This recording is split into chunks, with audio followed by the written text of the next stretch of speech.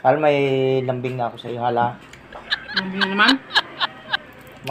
May panlabang ka, may maghahingi ako ng puhunan.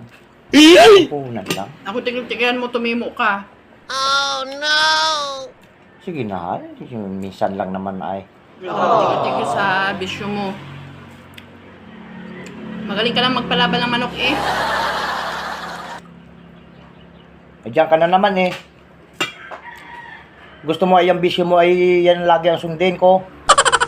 Ba't hindi mo nga yan yung gawin ng bisyo ko? Para lahat ng bisyo mo ay masunod din. Alam mo yan ang bisyo ko? Bago ay hindi mo pa lagi mapagbigyan. Pag hindi talaga napagbigyan niyang gusto mo ay mainit ang ulo mo. Talaga ako yan. Kinabang niyang maliit na nga, pinagdadamot pa. Pinagsasagaan na nga lang. Baka mo na lang yan sa manok, yung ano mo.